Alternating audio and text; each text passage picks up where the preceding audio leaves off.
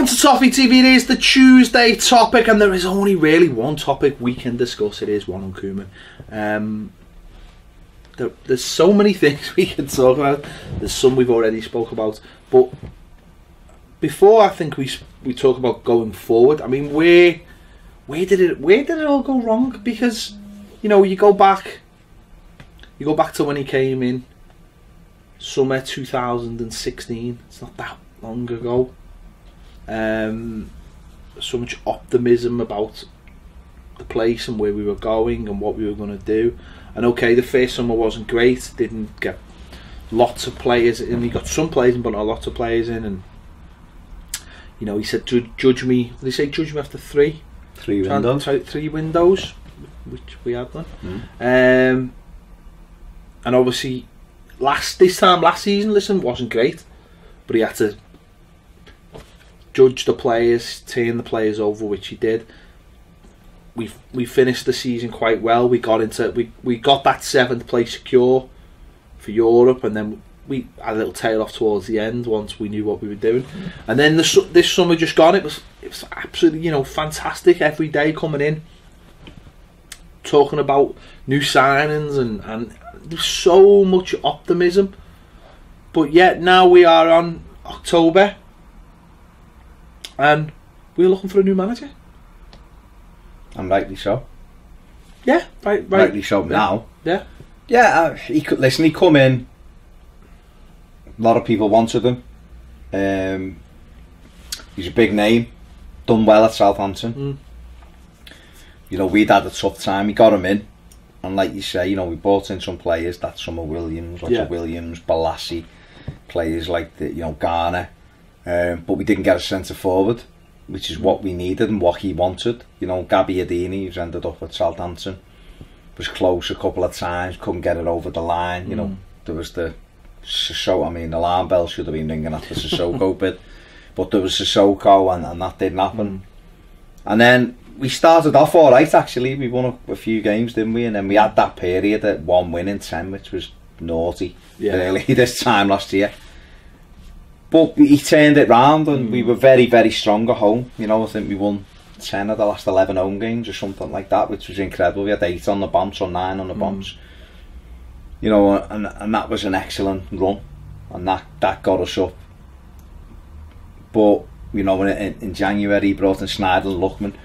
Things felt as though they were progressing, but again didn't bring a centre forward in the January. There was uncertainty then, of course, about Lukaku as well. But I suppose there was some alarm bells about the way we played away from home. We couldn't seem to get a handle on what we were doing away. We weren't a threat. We won the first 2 away games, and then we won our last away game in January. And I know we spoke about it and what could we do that was a bit different, and obviously the Lukaku thing. And I know he's been unlucky. He lost Yannick Balassi last December, who being a big part. That 5 assists by the time he got injured before Christmas. Lost Seamus Coleman in February, who was a big player for us. So he's lost a couple of players. Mori as well. Funes Mori, who's a player. He's a player. He's a footballer. But he's lost players to the squad. James McCarthy suffered that injury on international duty when he just come back, and then we haven't seen him in an Everton shirt since. He had all of that. But we finished 7th, and we were in Europe. We set out. That's what he said the aim was. We got into Europe, got to the summer, and it was exciting. Like you said, there was probably no better time to be an Evertonian than this summer. We were spending money. People were getting a little bit upset with us, which was great. We were ruffling a few feathers because on paper it looked like we were going one way, but it stopped. It started in a blaze of glory, and then the wheels ground to a halt. Sigurdsson dragged on when it should never have done.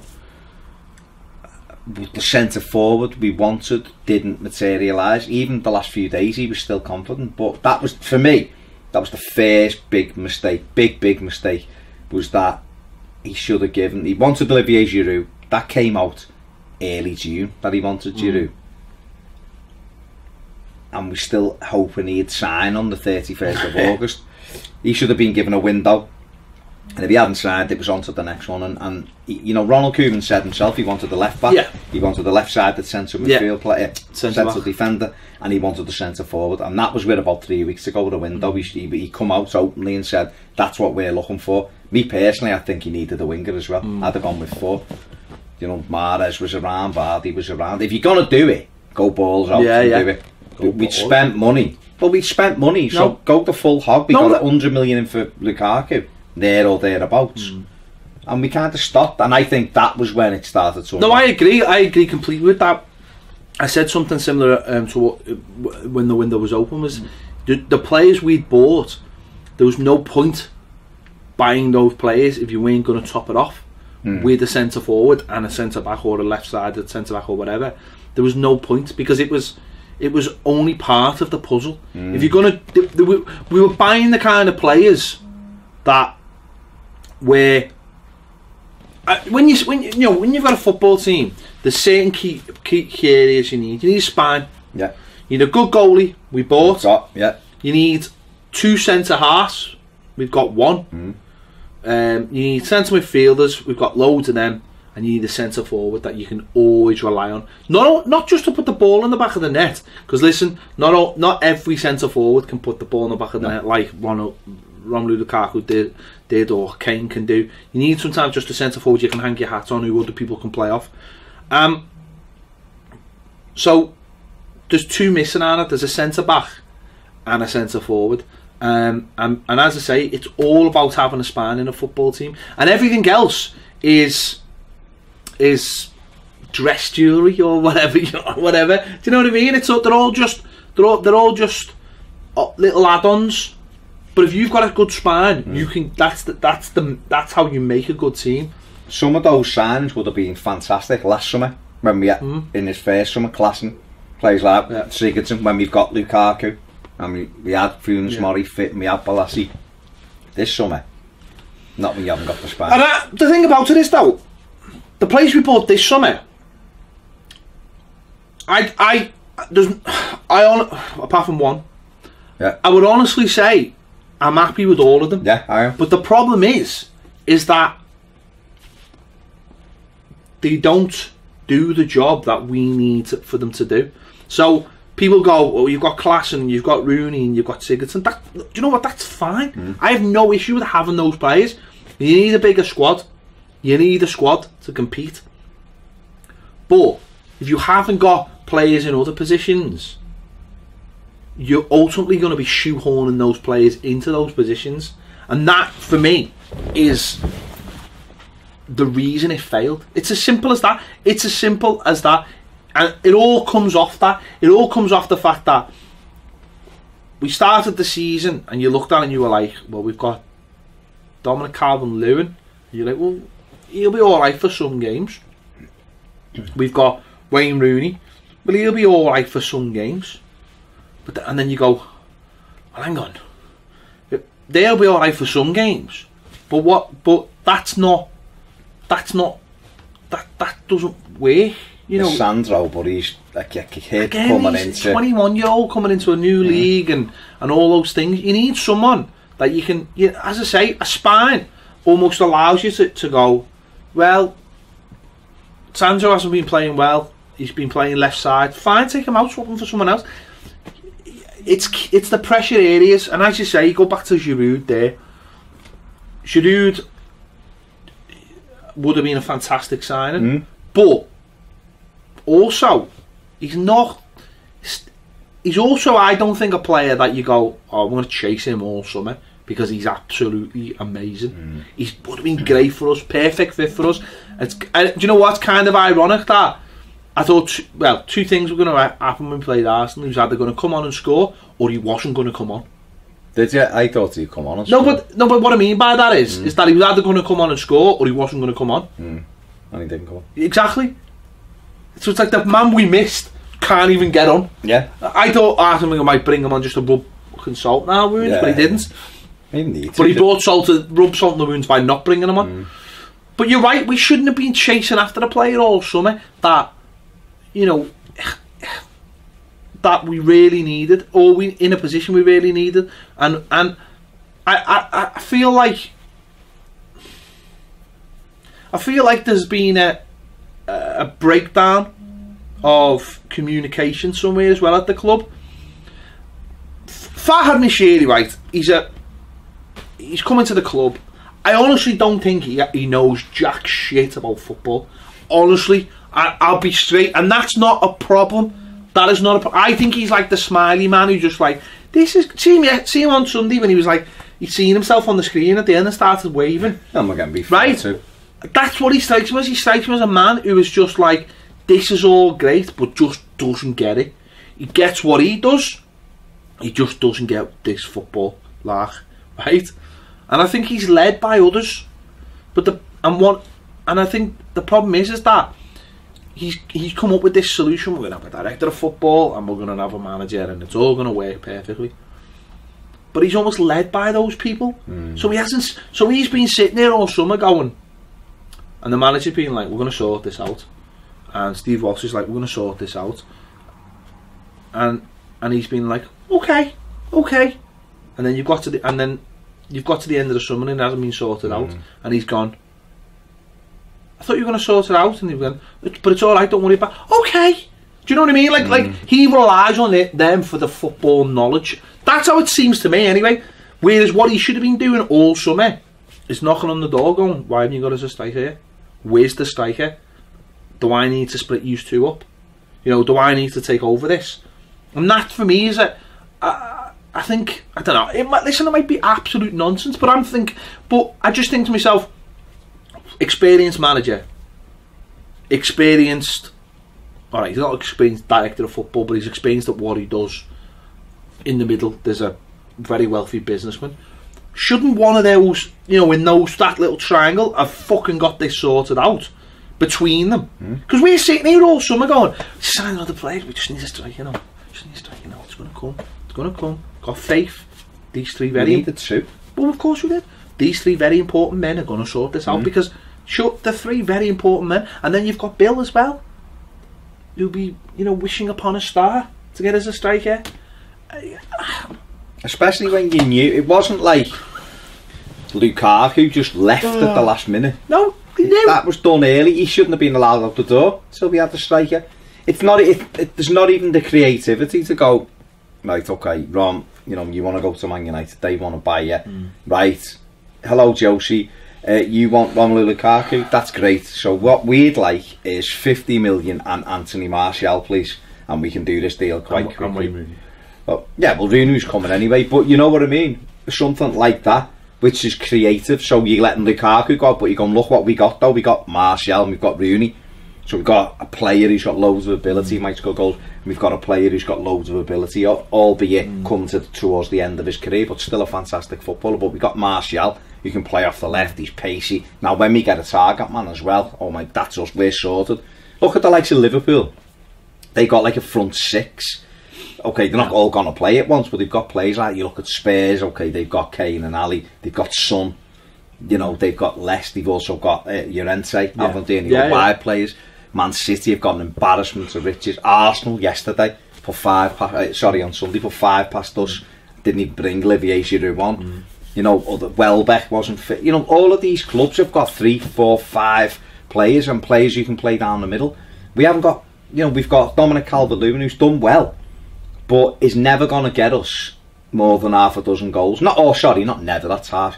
At this stage of his career, he's not a goal scoring striker. He's trying to do all the other bits, and he shouldn't have to be. He should just be a sub. Sandro, learning the game, looks way off it at the moment. Doesn't mean he'll end up off it just at the minute. Wayne Rooney's got us 5 goals, but because of the way we play, hasn't got a position, so he's just allowed to, or he has to go and run back and put tackles in the corner flag when his legs aren't there. He does more running. People who say he doesn't work, he's one of our top runners in the team, by the way, just so you know. 11 kilometres a game he runs, which is more than most of our players, and that might be an issue. Maybe if the others ran 11 we'd be alright. So there's big holes in the way we attack, and the wingers that we've got don't get it. Lookman gets little bits and pieces. Morales has been in and out because the man just fell out with him. So there's been pockets there of an area. Now football's very simple. If you score goals and you keep them out, everyone's happy and you win these big silver things. Where we can't keep them out and we can't put them in the net either, and he's not addressed that. And And I guess, just one more point, where the alarm bell started ringing. Ross Barkley, in February, was very close to signing a new deal. And the next minute, Ross Barkley wants to leave the football club. And he was playing every week for Everton. So, what has happened there to a boiled blue? Is there being we know that the manager fell out with players. So is that, and everyone started going, why won't this Evertonian sign? So he might have just felt himself. He might have thought, you know what, I can't play. Well, I think that's another part. I mean, I suppose I was not going to mention this. I was going to come on to it later. Oh, okay. I was going to come on to it later, but the relationships the manager has formed or not formed with players seem to be maybe, I don't know, have they gone too far? When he first came in, we obviously know second game took McCarthy off and brought Lukaku on him. In the Sunderland game, he took Barkley off at half time, and we praised him at the time. We rightly praised him. Said he's a manager with balls. He's prepared to take that step. Now, I think that's fine if it stays on the pitch. They're like footballing decisions, but it does seem like, from what you hear, and observation to things with the Barkley situation, is that those things may have gone past the pitch, and he has fallen out with people. Seems like he's fallen out with Barkley. There's rumours of Morales. There's rumours of Lookman. And the funny thing about those three players, they're all attacking. Someone else said that to me. Attacking instinctive players who play off the cuff a little bit and maybe don't fall into his idea of what a footballer should be, or what footballers should do. Now, I had this argument yesterday with a kid on Twitter. It was quite funny, actually, and we were talking about what makes a top class player. And this kid, I don't know if he was a kid or a grown man or whatever, was adamant that it was about Gerard Deulofeu, actually, and it was about Deulofeu who'd scored for Barca, and I was just like, it's unbelievable. He was literally the luckiest.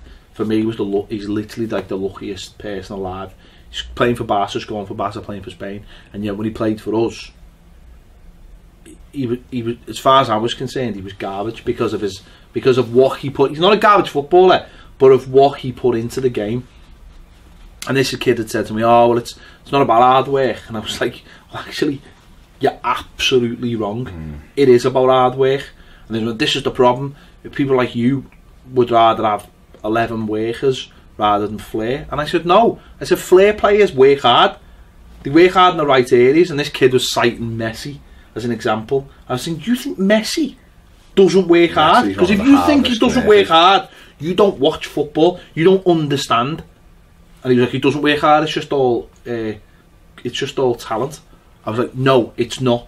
It's not talent. They work hard. And what I was saying with Deulofeu was, he wasn't prepared to work hard in attacking areas. That's what used to annoy him about me. I don't care. Listen, anyone who ever watched me play football when I was would understand. Fucking hell, I never used to run anywhere. I would only run one way, and that was attacking. So I'm not interested. I want my attacking players to work hard in attacking areas.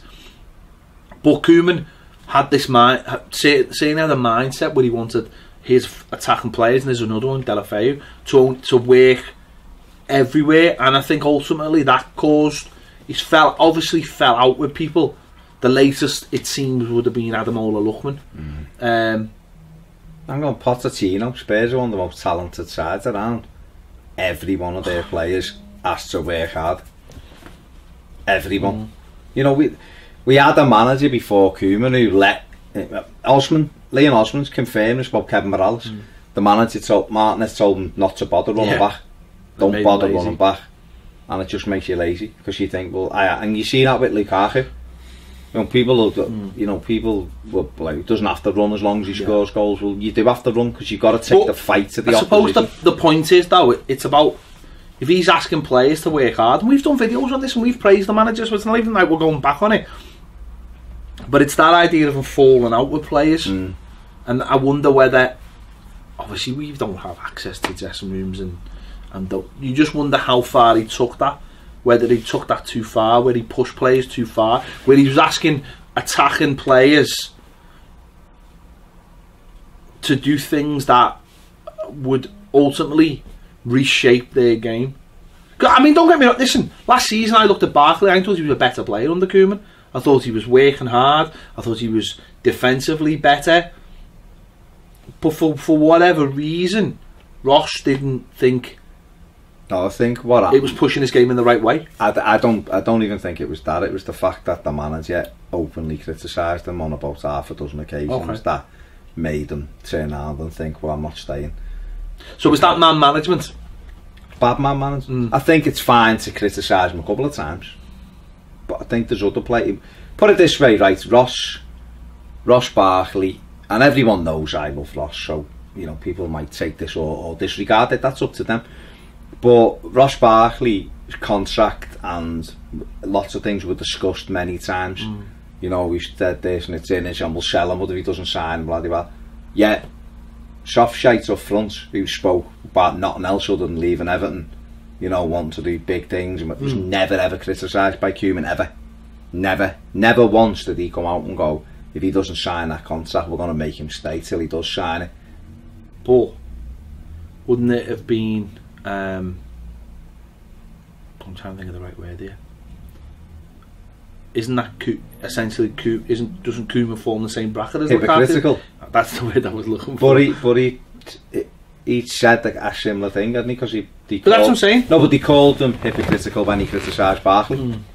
The press. Lukaku, he never criticised over the situation. I'm not interested whether it was hypocritical or not. I'm saying you either criticise everyone for not doing that, or you don't criticise anybody. But is it bad management because he also bad man management in terms of because a good manager or a good man manager knows who the players are to do that to? Do you know what I mean? There's some players you can, some players you can put an arm, you need to put an arm around. Some you players kick up the arse, some you cajole, and some you're down the middle with, you know, and they're okay with that. And it's very difficult. Listen, it's a squad game. We had Derek Monfield in the studio yesterday talking about when he was playing, and it was very much 13 or 14 players, and that was everyone's close knit then, because that 14 are getting games. Do you know what I mean? Where now you've got 25. I mean, Ronald Koeman alluded to this in a press conference of how do you keep 28, 29 players happy? You can't. That's a lot of players not to be happy. 11 will be happy because they're playing. There's 18 not playing. Yeah, there's 7 sat on a bench who were alright, I might get on here. There's another 10 aren't. Okay, we've got 5, 6, 7 injured, so that cuts that down, but there's still 3. If you said to me you'd seen something where Sandro was in the park and then the next one's watching the game at home, why isn't he at the match? Everton at home, why isn't he there supporting his team? Why? Unless he's injured. If he's injured, fine. Not injured, why isn't he there with a trachea on or whatever, going, come on lads, we're in this together? That to me immediately is a bit of an issue. You know, them players, I believe those players should be there supporting their teammates. So that's one. I mean, Wayne Rooney was given the night off against Leon. Where was he? Sat in the thing with his kid watching a match at Goodison. So, you know, I'm not. Listen, Sandro might have made the decision. Q might have gone, yeah, I'm not asked. You're not in the 18. Do what you want. Come the game. Don't come the game. And other people might go, well, why should they go? Fair enough. That's just my opinion. But I just think relationships start breaking down with players. This happened to Martinez, to be honest. Called Sylvain Distin out after that Swansea League Cup game, and he did have a fucking mare, by the way, that night. But we got beat 3-0 by Swansea, and him and Distin had a proper blow up. And Distin was out the team before you knew it. Didn't get back in. No. You give him 10 minutes at the end of the last game of the season to say goodbye, and he was gone. And he wouldn't let him join West Ham in January when he was about to go, and all that, you know. And that was the beginning of the end for Martinez, because the players started going, hang on a sec, one of our most respected players, and you're, you know, in the dressing room, been here for years, and you're making him out. And you know, for all we know, Ross Barkley's one of the most liked players in that dressing room. I don't know, but might have been last season. And the next one, Ross might be coming in going, fucking hell, have you seen he's had a go at me again in the press? Like, why? And especially if And what gives credence to that is, especially if the manager has created such a gulf between him and the players, which he seems to have created. Koeman doesn't strike me as being someone who's... I know managers all have a distance between them and the players, but Koeman doesn't strike me as someone who would have any kind of relationship with the players. Like, he would come in and it would just be like, work. It would work. Whereas you imagine Martinez was a little... Well, we know Martinez was a little bit like more lax, and that led to bad habits. Koeman was obviously the other way. And some things, listen, I've got no problem with some of the things. Again, I can't sit here and say things that I've praised him for, things like the timekeeping and things like the professional attitude. Discipline in that has got to be paramount. It's got to be. Your manager has got to have discipline, but there's discipline and there's creating too much of distance. You will work for bosses you didn't like, but you do your job as long as they're not picking on you, kind of thing. You will do your job, and you might think, oh, my bosses are not. You can't tell me everyone likes Jose Mourinho. Maybe not. No, I don't believe so. I don't believe everybody likes Pep Guardiola. I don't believe everybody likes Jurgen Klopp. I don't. Oh, one gone. Step back there. Well, he does, because Mourinho fucking hates him, doesn't he? But you know, I don't. Sacco hates him. You know. There'll be most managers will be disliked probably by the players, but as long as they feel they're getting a fair crack at the whip, or what they're telling them, every player will listen to you when things are going well, because they go, you know what, we're winning, what he's telling me seems to be happening, we seem to be doing what he wants, so we'll get on with it. Do you know what I mean? Martinez first season, people were telling him to do that, they were listening to him. When things started going wrong and he was saying the same thing, the listening to him got less and less, because they were probably thinking, hang on, that's not what's happening all day. And this has happened with football. It's very, very difficult to be a football manager. But so what you have to do is simplify everything. You have to simplify it, but you also have to create some kind of relationship. It might be with a distance, but the relationship's got to be there. What I've heard, different things, is that he's quite arrogant, which he comes across as arrogant anyway, just the way he is. Dutch are in general, aren't they? They have that, the straight talking, aren't they? We just generalise the whole country. No, I know they are. Not all Dutch, but I don't know Dutch people. I'm talking about Dutch footballers who are in the media and stuff. They're quite straight talking. Palace said that about Frank de Boer. The players couldn't warm to him because he was straight talking. And footballers now, they're all a bunch of fannies. You know, they all want to be cajoled and, oh, you're the best, and they don't seem to be able to take that harsh words. And if Ronald Koeman had a few harsh words, maybe our players need to be a little bit thicker skinned, but maybe he has to. I remember, just very quickly, remember David Moyes, when we finished the season, we finished 4th, and I remember talking to Alan Stubbs. Alan Stubbs had left and gone to Sunderland. Yeah. And I was working at Everton, and he come back for tickets and sat with him had a drink with him and stuff. Cup of coffee while we were waiting for stuff. I'd just ask him about Moyes, and he was telling me about the likes of Craig Bellamy, because we'd nearly signed Bellamy. And I was saying about Moyes, and he was like, it's black and white with him, like, and if you disagree, you know, and all that. And he was like, bloody, he'd had a disagreement over something he'd got.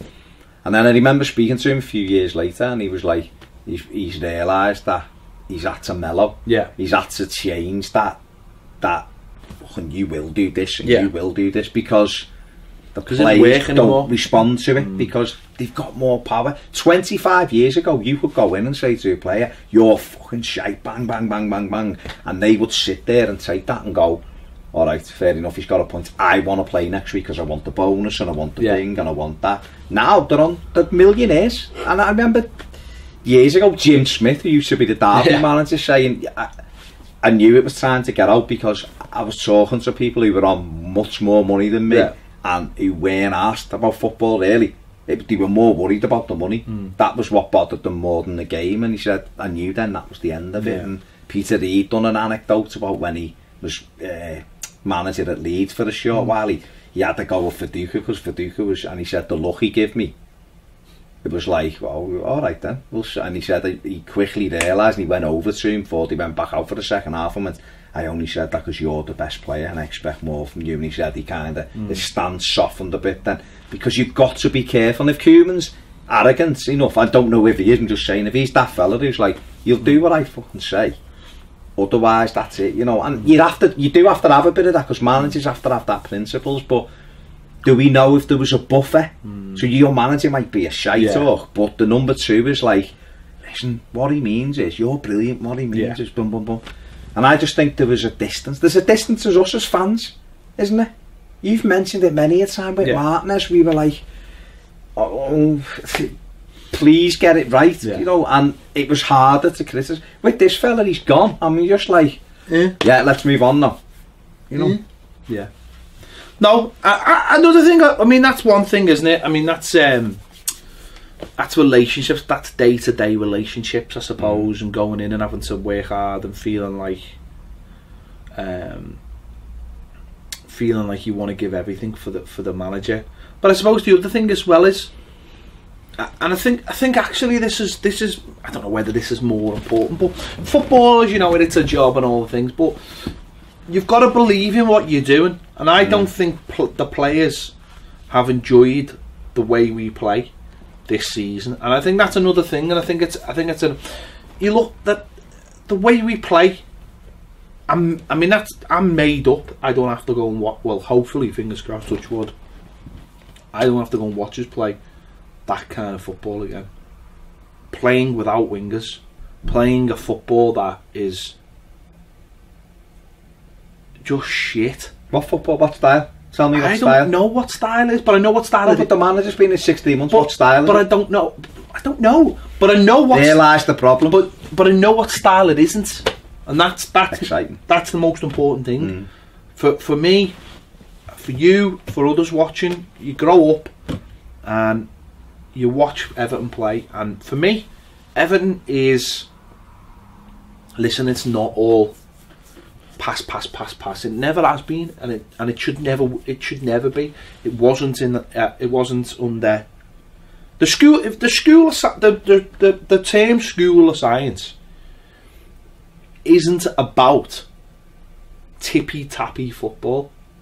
It just isn't. It was given because Everton had a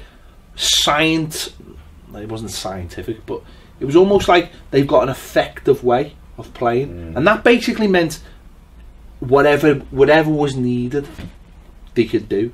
And I've grown up with that. The '85 team, we've mentioned it loads of times. We sat the other day, last week, a few weeks ago, and we did the rewatch, and we watched them, and sometimes you're shocked by how they play. You know, we had Degsy Mountain, we were talking to him about it, and we were talking about all these labels we put on people now and football and how it's played. And you watch the '85 team, and they had it all. They could get in people's faces. They could play boss football. They could go long. They could go short. Crosses, headers, volleys, everything. It was boss to watch, and that's Everton to me. And under David Moyes, which again, it gets rewritten about David Moyes. I think we did a lot of that. It just unfortunately swayed to the negative more to the positive. But for me, watching Everton is about exciting football that is getting it wide and getting balls into the box. We love a centre forward. We love centre forwards. We love number 9s. And if you put a compilation of them all, it's all cross, Eder, Dean, Alec Young, Latchford, Joe Royal, Andy Gray, Graham Sharp, Duncan Ferguson. They were all strikers. Marcus Bent. What a player, James Beattie. They were all centre forwards who get the ball to them, bang, header, goal. That's the Everton for me. That is proper Everton. And under Ronald Koeman, certainly this season, even Sahar done. Yeah, you know, and it hasn't been there. And what saddens me more than anything is, I don't know whether that's it's been a requirement because of what he's got in terms of players, or it's a way he's just decided to play because of the players he's got. But he certainly didn't seem like he want to win, because he didn't buy one, like you mentioned before. But even if you haven't got a centre forward, still put it in those danger areas, and we didn't. And we don't, and I can't wait to see that. Hopefully that change. One of the things for me as well, there's two things, sorry, is like identity with the football club. Yeah. Now people, this is a small thing. Some people might go, it's a small thing, what are you even going on? But giving Sandro the number 9 when he's not a number 9. Do you know what I mean? That to me, that shirt means a lot to us. As Evertonians, that number. We'd only just got it off Coney. Yeah, that's what I mean. That was a fucking joke giving it to Coney in the first place, and having players like that. Because I think Sandro would have been better with, like, I don't know, 26 on him or something, you know, just a lower, like, kind of... Lower the expectations. Yeah. So that's the first, that was just that's just a small thing with the identity. But the second thing is, when you take over a football club, you should have an identity the way you play. If Brendan Rodgers took over us next week, you'd know what he'd want to he'd want to play this passing, tippy-tappy possession football. Okay, Koeman took over. Now, okay, I understand, he come in, he bought a few players, but he didn't really have the players he wanted to play. That's what we were sold, right? I haven't got the type of player I want. He's had £175 million since January to buy players to play the way he wants us to play. He's spent £175 million. Okay. Who knows how much he could have spent more. That's what I'm saying. Yeah, he's spent 175 million, but he could have spent another 100 million more if he'd wanted to. Yeah, but to be fair, there was also 40 million from the summer before, if you want to add it up. So it's like over 200 million pounds he's had to spend in 16 months. David Moyes had 130, I think, in 11 years. 8 pence. Right, but my point about it is, he's had a hell of a lot of money to construct the team the way he wants to construct it. Now, because we were sold that when he come in, pressing football. This is what we're going to play. High press. We're going to high tempo. Boom. And Spurs, day one of his first ever Premier League game, charge of Everton. I seen it for 70 minutes till he ran out of gas. Haven't seen it since. Yeah, it's never been there. And the argument was we couldn't play that style because of not because of Romelu Lukaku. Can't play it because we don't. It starts on the front, and Romelu Lukaku isn't that kind of striker. So by two, that's how we decide. You know what? That's fine. That is fine. He's a goal scorer. He doesn't do that. That's fine. Guess what? You sold them. So now is your chance to turn the team into something. So what are you going to do? You're going to do nothing. Yeah, but he could have got two either side of him. But he could have. To support, so Lukaku could have just stayed central, and these two could have been doing high press from the start. Do you know what I mean? Yeah. It wasn't like Lukaku didn't go and close the ball down, because at times he did, but he'd be running around. I see it now. And this is a criticism that has had this season. Davy Klaassen. Davy Klaassen goes and tries to press the ball. No one else does. And so they pass round him and take him out the game. When he turns round, no fuckers running.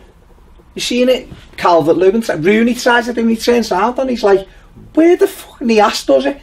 And Nias scored a goal from chasing a lost cause at 4-1 in the 93rd minute against Arsenal. No other fucker would have done it.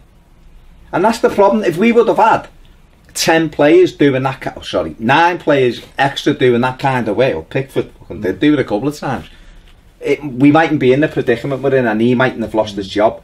But if you're going to play one way, it's like wanting to play long direct football, crosses, win headers, and you buy everyone my size. Ain't going to work, is it? It ain't going to work. You've got to buy fellas your size. We've tried it though. No, but you've got to. If you want to play skillful tippy-tappy, then yeah, buy me. How much? I mean, that's on the pit. Listen, it's been shit, hasn't it, this season? We haven't enjoyed it at all. I don't, and you know, there's no arguments over having a strike and all. We've talked about that, but you've still got players on the pitch, and if you don't play a style that suits them, which we haven't played a style that suits anyone. I don't think. In fact, it's got suits the opposition. It's got the least out of our players. I mean, you look at some of our players. We bought a fella there for 45 million. You don't really know what to do with them, do you? You don't really know what to do with them. You haven't got you got Wayne Rooney. You don't know what to do with him. Go on the pitch, Wayne. Played left back at Atalanta, the way. He doesn't know how to do. You know, you got like Tom Davies, who finished last season really strong. I know. We'll replace you with a lad who's never played in the Premier League before. And wreck his confidence. Wreck him as well as a player. So there's that as well. I think as well, and I think this is a really important thing. Again, when he came in, we quickly found out that he's not necessarily a traditional 9 to 5. Dawn to dusk manager. He's a 9 to 5 manager. By the fact that we had to send a camera crew out to his villa in Portugal to get the first interview with him, and when he came home, we went back on holiday again. Once he'd done his press conference, which is fine. You know what? When it's all going all right, you go, oh, that's no worries. But when it's not, but it goes wrong for me because of those things. And essentially, he's a lazy manager. He wants everything on his terms, and I think what he's found, and I think that was made even easier back for him because of the director of football situation. I think he thought that he didn't have to do certain things because of the role the people were taking. But I think he's found to his cost that regardless of what anyone else's job was, he should have been overseeing, double checking, making sure, knocking on doors every single day in the summer. You want me that to stay here? You want me that to stay here? No. You fancy getting me a stay here? You know, the things like, no, like when I'm fucking bugging you and I going, have you sorted that video out for me? Yeah, have you done that video out? No, I've got a life, mate. I know, but I want you to put your fucking life on hold to get that video out for me because it's really important. But I know once I've bugged you that you will get it out, because otherwise, if I'd just left you to it, I'd be there all week. No, but you know what I mean? No, yeah, like, no, you've got to prompt it. I don't think he does. I don't think he did. Well, he didn't, because he went on holiday around the end of the window. And the thing about it is, if it was me, I'd want it. So I wouldn't be going, listen, you're sorting it. Alright, if it matters to me that much, I'm going to chase it like you. You'd be knocking going, why haven't you done that? It's my head. It's not you sat in your office. It's my head. I have to stand there and watch that. There should never have been an issue with that. He should have chased that. And that's a worry, I suppose. The worry is if you're happy to let someone do a lot of your work for you, then you're leaving yourself open. Now, okay, the director of football, it might work beautifully, harmoniously. They might get on well, and he just says, I want this, and he goes and does it, and it might have really worked. But it was it's a massive issue. I don't know whether it works or it doesn't, but it's a big issue, the fact that we didn't get the players he wanted. And does he hide behind that, or should he hold his hand up and go, I'm to blame? I think he hid behind it personally. I don't think it was all his fault. But those press conferences, though, when it's where you're up to, that I don't deal with it. That doesn't help anybody. It doesn't. Instead of going, listen, we're working. Oh, he could have said, we're working on a couple. I don't think the mad thing is, I mean, when he came in, it was obviously very clear what was going to happen, and he was saying, but he was like, he's happy with it. I'm getting £6 million a year, mate. I'm sound. I'm doing half a job. I'll be on the golf course by 6. It's sound. Don't worry about it. But yeah, used it the other way when But used it the other way when he needed to, didn't he? You know, when the Snyder thing and all that, which again. But that was good. Yeah, that was good management, because he should be He should be chasing them, and we like to see that. We like the honesty. You know, in general, his press conferences were quite honest, and I liked that about him. I really did. That never changed. A couple of them lately I didn't agree with. When in general I have kind of agreed with what he said. He did say in his last press conference, the Arsenal one, that they were so much better than him. Yeah. But the thing that's creeped in this year, and I didn't like it, he said last season, we will be better this year. With the window, we'll be stronger and we'll be challenging that top 4. And that narrative has totally changed for him, despite having the money. If we'd have only spent 50 million in the summer and not been able to get in players, I'd have gone, you know what? This is what he wanted. We didn't deliver, and he's got every right. He's had a lot of players and a lot of money spent on him. So to come out, particularly after Old Trafford, and go, you thought we were going to challenge for the top 4? Are you crazy? How could we challenge for the top 4? Ronald, if only there was a way of checking what you said 3 months ago, and played him a press conference. There was that laughing almost that we're not able to be higher up the league. And then I'm going to say, we lost Ghana against Arsenal with 2-1 down. He turned around and went 2-1 down and said impossible to get a result from that. Well, how come teams do? Let me ask you a question then on the whole situation with that. Do you think we did it the wrong way round? Do you think we should have got a director of football in first who chose the manager? That's what I was going to say. Who was not chose the manager, but was part of an input. Part of the. But wouldn't he? Had an input. Okay. And this will sound really stupid. What I'm going to say now to some people, and some people might, like, you know what? Don't know what I'm going to say. But in films, right? I knew what he was going to say. Yeah. In films, right? They do this thing where Billy Bean. Right. No, it's nothing to do with that. I know. In a film, right, they do this thing where, right, say they've got a film, like a long established film, right? Say like perfect thing, like Iron Man. Yeah. Right? When they were casting the new Spider-Man, right? They got a load of kids and they put them in and did like a screen test with Iron Man, kids, right? To find which one had the best, which one, not only, we've got 5 kids, they're all great, well, how do we find which one's going to be the new Spider-Man? Screen test. Put him in with that, put him in with Robert Downey Jr., see who's the best, see who gets the best spark. And that's, maybe done it my own way, obviously, of course I have, but maybe that's what needs to happen, is that you're almost, you get potentials who want the job and you sit them in, and they have a sit down with them. I suppose that would be the interview process, would be, right, this, I don't know, a scenario or something, right? How do you feel about this? Right? How do you feel about working with me? I wouldn't really like that. Right, mate, see you later, you're gone. Do you know what I mean? If a manager's going to come in, right, and they're going to actually, you would sit them down, wouldn't you, and go, well, this is how it's going to work. Because that manager will go, I don't think this is going to work for me. And that's what I mean. Maybe if that had been established first.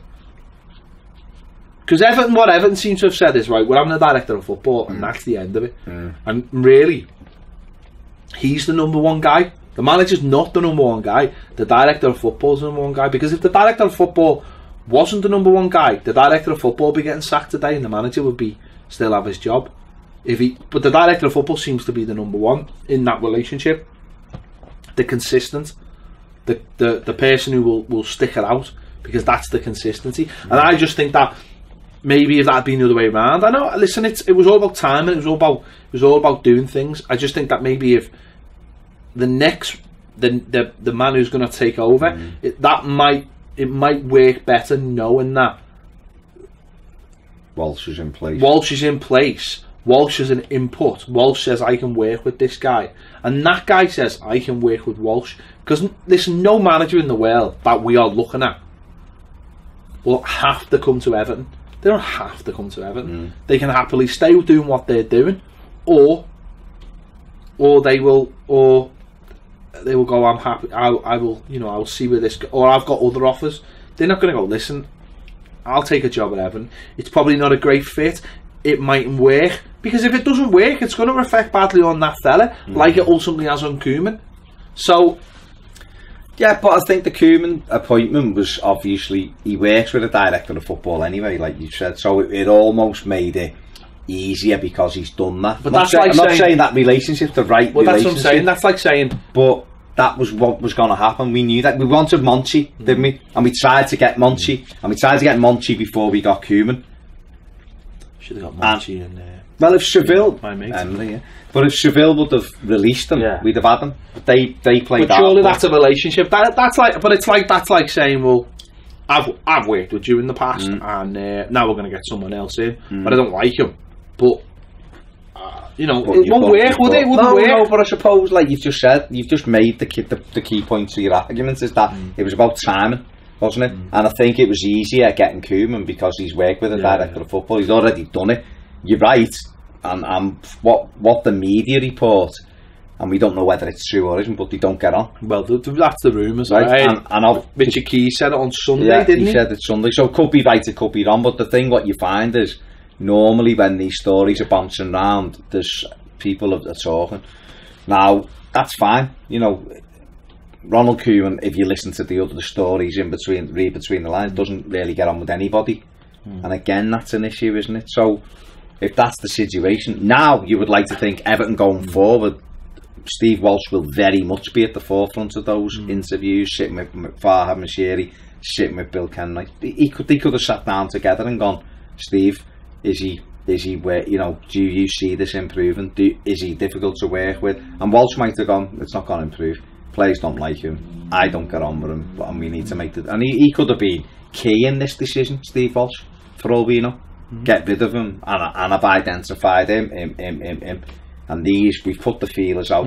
See, because I expected this to be done last night after that. I mean, the key on Sunday night, the key thing for me was when he walked out, when the final whistle went, There was how many in the stadium? 8,000 or something. There was nobody there. And that's why there wasn't bad whistling and there was nothing. The whistle went and there was like, boo. There was like about 7 people, but everyone had just accepted the fate and gone. And you see Ken Knight and Mashiri, and Mashiri banged the boards, and fella next to me was like, have you just seen him banging the board? And it was like, something's not happy. And then so last night I was on my phone thinking, I was texting, has he gone yet? As you know, looking at my phone, I'm looking. And I was made up they didn't sack him last night because he went out on the air last night, so it meant he would have to have got up this morning. They got him in, dragged him, made him do the training, and then they sacked him. It's right. what I'm saying to you is, I wonder if the club have then bounced a couple of feelers out and gone, and you're interested in this, because it would have been easy, like you said. There's an international break in 3 weeks. Everyone's expecting us to get tonked on Wednesday regardless, right? So Wednesday was a giveaway, get beat. Well, yeah, you know, we had Dexy Mountain, he said he'd take the 23s, take the pressure off them. If they get through, amazing. If they get tonked, well, it was our kids. Work with the team all week, got Leicester away, give Koeman this big game. He got Leicester away, Watford at home. 2 difficult games, but 2 winnable games. You know, the games Everton could win. The difficult, not the minute you're looking and going, how can we win that? But they are. And that he could have spun that.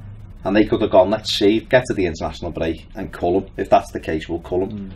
But they haven't. No. And you've got to praise the board. I honestly thought it'd be the international weekend. And but no, they've acted quickly and obviously felt like... And that's good though. I like that because that's being proactive. That's looking and going, we've let this drag on now. There's 9 league games gone. Get shut of that. Let's go again. Yeah, so I think we've pretty much covered everything, haven't we? Who just off the top of your head, give three people you'd be contacting now for the job. Sean Dyche. Okay. I think you've got to. He's the best up-and-coming manager in the Premier League. I think you've got to have that conversation. And being in the Premier League now. So you've got to have that conversation. In fact, has he managed 2 of the last 3 seasons he has in the Premier League? Well, this is his 3rd out of 4. Thomas Tuchel, because he's not got a job. Yeah. X-Factor. You know, he's managed in the Champions League. And German coaches are very much on vogue at the moment. They are on vogue. And then I suppose, do you make that phone call to Ancelotti? Do you make it and just say, what are you doing? What are you up to? How would you go about this? Could you work with a director of football? I mean, making a phone call doesn't necessarily mean you're getting... Putting it out there. You're putting it out there and you're seeing how people react and seeing what their motivations are and whether they fancy it and how much energy they've got for it. And you know, I think they're all important things. So, and it's the same, like people will probably say not Dyche to, but I think you have to have the conversation. I think what you've got to do is sit in a room with them and say, listen, are you interested in being Everton manager? Okay, if the answer is yeah, what would you do? You know, what's your work ethic? Even if that's not speaking to them directly, it's speaking to people around them. You know, he's the first in at 7 o'clock. He's the last one out at 9 o'clock. He devotes his whole life to it. Is he honest? Is he? I believe Sean Dyche, like his family don't even live in Burnley. They live somewhere else, and he just basically lives. You know, it's all these things. Like, would you say to him, like, listen, if you were to get the job, would you move your family up here? Would you be dedicated to? Would you get, you know? And he might say, well, no, because there's actually no point. My kids are down there. You know what I mean? Like, you need to get the whole thing. What his plans would be, how he'd run the club. Would he work with a director of football? Listen, you might make these phone calls, and they might go, I'm not working with a director of football. And you go, okay, but if you're dedicated to work with a director of football, then the conversation is going to be short, isn't it? If that's the path you set for your football club, then that's done. If he doesn't want it, if he doesn't fancy it, then if that's the decision you make, then that's it. So, I think Ancelotti, people already on Twitter had said I don't really want him. People are, you don't want him. Look at the clubs he's managed. I'm just not sure he's got the desire. Isn't that half the problem? Half the clubs. That's it. And I think he's at top clubs with top players. And we ain't got top players. We want to be a top club. Don't get me wrong, I wouldn't be dead against him, but he's not one I would actively pursue. Tuchel, yes. Dyche, I think you've got to, because I think, like you've just rightly said, he's up and coming, and he's had that Premier League experience. Fonseca's an interesting one, but again, it could be hit or miss. He could be marvellous, he could be horrendous. Silva or Watford? I'd love Silva, but I Simon. don't. How do you get him out of Watford? These 3 months into something that's exciting. There's a Harry Potter land in Watford as well. Exactly, Do you know what I mean, mate? Got that. I wouldn't be leaving that guy. You know, Unsworth, just very quickly, too soon. You know what? This is telling me yes, like fucking yes. Give him it, yes, and then my head's saying, nah, he's had no Premier League experience. But this, honestly, does he need it? I don't know. I don't know, Baz, because I've got no. What does a manager do? Tell me what a manager does. He should organise. But what does he do?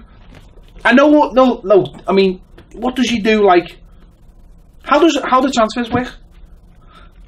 What do you mean? How do you buy a player? Identify who you want. So like, yeah. Pass it on to. So the manager has nothing to do with that. Well, I always thought. Well, he did, yeah. But that's getting less and less because they'll go. You look at any interview now. Did you speak to even with Everton? Did you speak to Ronald Koeman? Yeah. Oh no, I'm looking forward to sitting down with him. What? See, what I feel is that actually, in terms of experience, of course, it's vital. But, and these are 2 extreme cases. Guardiola and Zidane are managers that came from the B teams of their respective clubs. Now, they are both, well, Zidane obviously a massive name. Guardiola was a less of a name in terms of football, but he was a very good player. Barcelona, you know, won the Champions League, you know. So they come through, but they're working with top quality players, and they just walk into a room and you just go, wow. So you'd be following that kind of lead, but then you look at them and go, well, you know. But one thing I feel is positive is that it seems from the outside, and I don't know how true is in reality, the under-23s is run almost like it's its own little thing, isn't it? So it depends how much of its own little thing it is. Yeah. And if he's making decisions that affect just that, so if he is picking up the phone and doing transfers and identifying playing, so it's just a case of like taking everything you've learned from there and taking it to here. But he has been a Premier League player. He was a Premier League player for a very long time. Played for different clubs, played at different levels, seen different aspects of football. You know, and I think that all plays its part. It's just whether he can deal with it. But my heart is overwhelmingly yes for David Unsworth. I think the thing in his favour, he gets it. He's an Evertonian, knows what it means, and that relationship's already there with a key. Don't forget, a key element is bringing players through the ranks, and he's got that insight, and he's won the Premier League too. Okay, you know, we won it up against some clubs who spent a lot of money. I think the other thing about it is that you say he's an Evertonian, but it's not like, listen, Duncan Ferguson's an Evertonian, but I wouldn't give Duncan the job. No, not a chance would I give Duncan Ferguson the job. So it's not like they're not the same thing. Duncan's been a coach, and it'll be very interesting to see what happens to him now. Hopefully there will be a role for him at the club somewhere. But I wouldn't give him the job. But I would give Unsworth the job because he's actually learning the trade from within the club. And we sat down and we spoke to him, and you just get the feeling. You get the feeling that actually he knows exactly what he's talking about, like exactly. And you get the feeling that he fucking absolutely it's not a 9 to 5 job to him. And he instills that. The big thing for me, you listen to the likes of John Joe Kenny giving an interview about games, and he's like, why shouldn't we go there? Like, after the Sunderland game, he just beat them in the Carabao Cup, and he played, and he interviewed them at Chelsea away, and he was like, whatever, why should we fear going to and that kind of thing comes from what they're being told. Their managers telling them, you know, all the 23 speak so well, and that's because. But I wonder whether. But then I suppose. But then that might be just he's able to. The flip side is that he can talk to kids, and he can he can talk to them while they're still at that level, and while it is still sort of. and I know what you're going to say. Can you do it with these like Davy Klassen who's come from that? But who do we get who can? So Ancelotti, you would.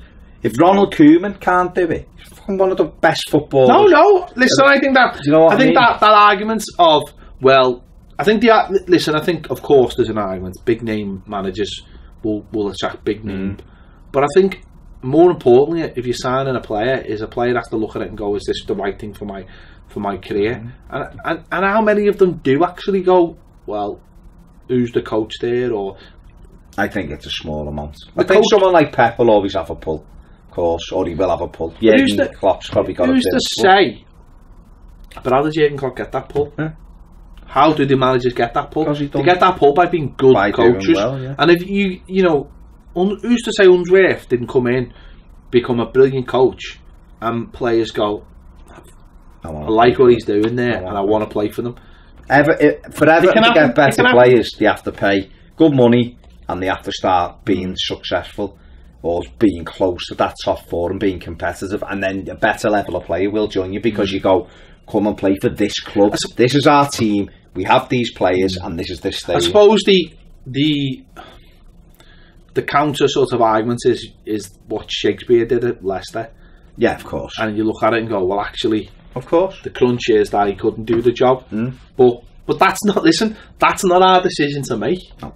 It's that we can sit here all day banging the drum for one person or another person. It's not our decision. No, people get paid a lot of money to make those decisions. I was just saying, what are your thoughts on him? Because I'm quite similar. I look and go, I think it'd be a good appointment in a lot of ways. Would it be the right appointment? The thing I worry about Unsworth is that people will say he needs to go away to get experience. But I think he could get lost in the system if he goes away to get experience. You know what I mean? Like, he could go somewhere and get to right down. Look at someone like Stubbs. Stubbs, you know, went to Scotland and eventually did very well with Hibs. Well, won the cup with Hibs and finished on a high and went to Rotherham and he was sacked within 3 months. It just. There's a lot of things. And now he's like he's out the game. He's out the game. Back in, exactly. So, you know, sometimes you've got to get them while they're hot. Maybe what Everton could do is get someone like Ancelotti, make Unsworth his assistant with the training to be pushed on. Ancelotti could come in and sign an 18-month contract or whatever, and with the ultimate ambition for Unsworth to take over at the end of it. You know what I mean? So, or even David Moyes. Right, on that note, we'll leave it there. Let us know your thoughts on the demise of Ronald Koeman and where it all went wrong. Let us know in the comments. Thanks for watching Toffee TV. This has been the Tuesday Topic. We'll see you later.